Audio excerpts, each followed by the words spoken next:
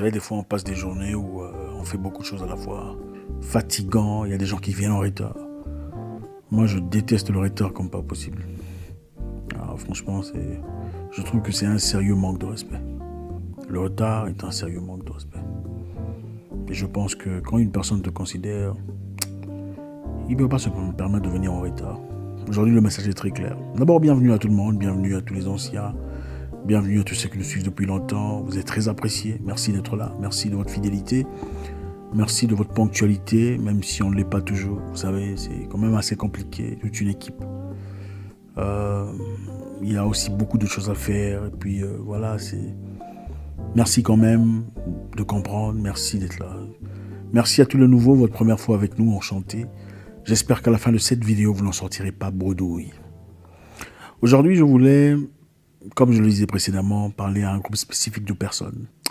Comme je le dis souvent, on n'a pas toujours des gens avec qui parler, des gens avec qui échanger sur certains éléments. Et je pense qu'on peut s'entraider, même en ligne, même à distance, ça peut aider. Je ne sais pas ce que vous traversez dans la vie aujourd'hui, mais je voudrais que vous compreniez que la vie est une succession de saisons. Il se pourrait que vous soyez dans des conditions très compliquées, très complexes, très difficiles dans votre vie.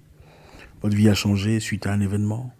Parlons même de ce qui se passe actuellement. Vous savez, beaucoup de personnes ont perdu leur job. Beaucoup de personnes ont perdu leurs activités rémunératrices. Beaucoup de personnes ont perdu leurs moyens de revenus. Et ce n'est pas facile. Vous savez, c'est facile pour une personne qui a des moyens alternatifs sur le plan financier aujourd'hui. Mais des tas de personnes traversent un moment très compliqué. Ce n'est pas facile. Je voudrais qu'on comprenne une chose, que tout dans la vie est passager. Je ne sais pas si vous faites partie de ces personnes-là. Vous aviez peut-être une belle opportunité dans un environnement génial, une situation qui avait complètement changé votre vie. Et aujourd'hui, vous voyez partir en fumée tout ce que vous aviez pu construire pendant des mois ou peut-être des années. Je voudrais que vous compreniez une chose. Dans la vie, rien n'est permanent. Même pas les bonnes choses. Sera toujours prêt à une succession d'événements. Vous vous souvenez de votre tout premier petit ami ou petite amie, la toute première, le tout premier, hein, celle dont vous disiez, si celui-ci ou celle-là me quitte, oh là là, je veux mourir. Vous vous en souvenez? Où en êtes-vous aujourd'hui? Êtes-vous toujours ensemble? Ok. Êtes-vous mort ou morte? Non, vous êtes là.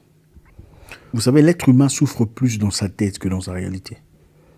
L'être humain souffre plus dans ses réflexions, dans son imagination, de ce qui risque d'arriver, de ce qui risque de se passer. Oh mon Dieu, qu'est-ce que je vais faire? Il n'y a pas d'argent, il n'y a pas de job, il n'y a pas de boulot. Comment ferais-je pour subvenir à mes besoins? Comment pourrais-je entretenir les enfants?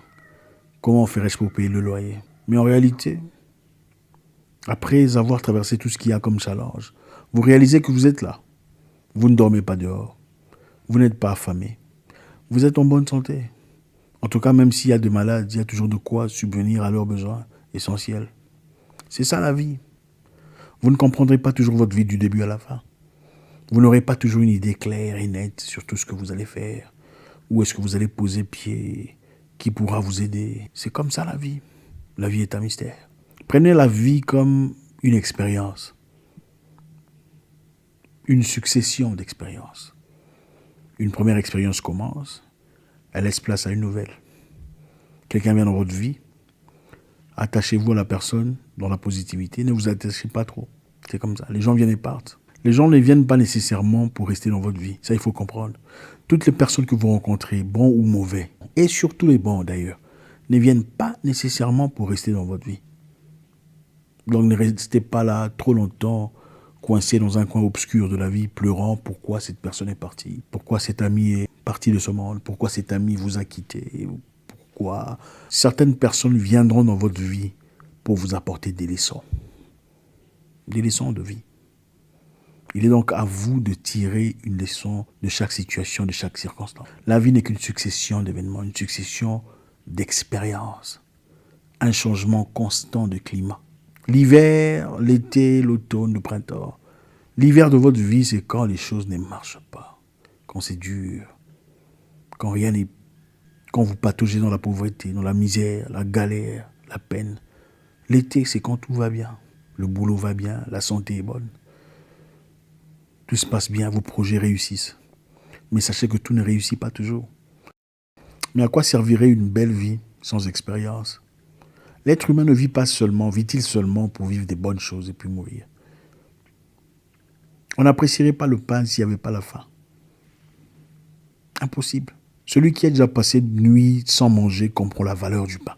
Je sais que parmi vous, il y a des gens qui n'ont jamais passé des nuits sans dormir. Voilà, vous êtes privilégiés. Beaucoup ne comprennent pas. Si vous avez déjà dormi sans mettre quelque chose sous la dent, pas parce que vous ne vouliez pas, mais parce qu'il n'y en avait pas. Je vais vous raconter une histoire. Vous savez, moi, ma vie m'est arrivée très longtemps. J'étais jeune, à peine 20 ans, dans un pays étranger. J'avais fait 3 jours sans manger. Il n'y avait rien à manger.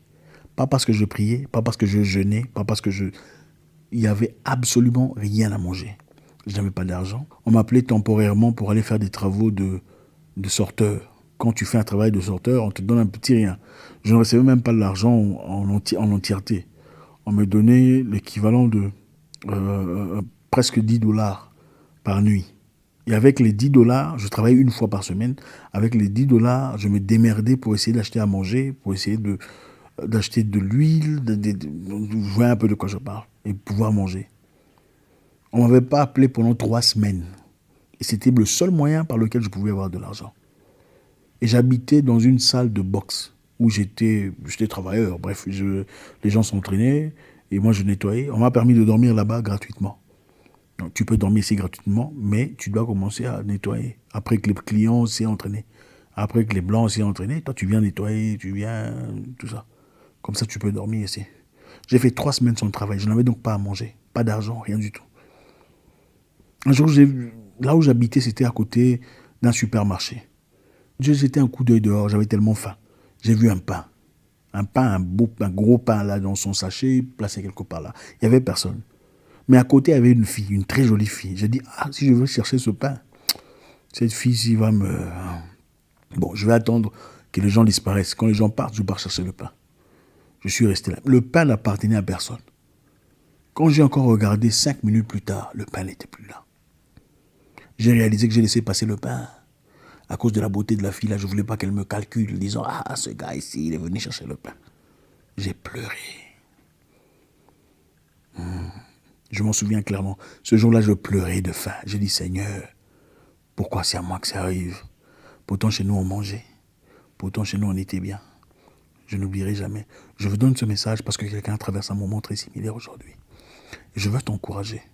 Moi, j'ai pleuré un pain. Je ne connaissais pas d'où ça venait. Je me suis demandé, est-ce que Dieu m'a montré ce pain pour me provoquer? Je suis affamé, je n'ai rien à manger. Je vois un beau pain dehors, trop frais. Je dis, dès que cette fille sort, je retire le pain. J'ai juste regardé à gauche, à droite, le pain n'était plus là. Mais aujourd'hui, je ne peux plus pleurer pour le pain. Par la grâce du Créateur. La vie est une succession de changements, une succession d'événements. La vie, et quand je parle de ça, il y a des gens qui sont choqués. Il faut lutter, il faut résister, il faut avoir une idée, une vision, une direction claire. Mais ce qui est génial dans cette histoire est que, peu importe le temps que ça prenne, il y aura toujours un changement. Ne vous attachez donc pas à votre situation en disant « j'ai de l'argent, ma vie a changé, ma vie est bonne », tout ça. Faites très attention. Préparez-vous au changement de climat. Préparez-vous à un changement éventuel.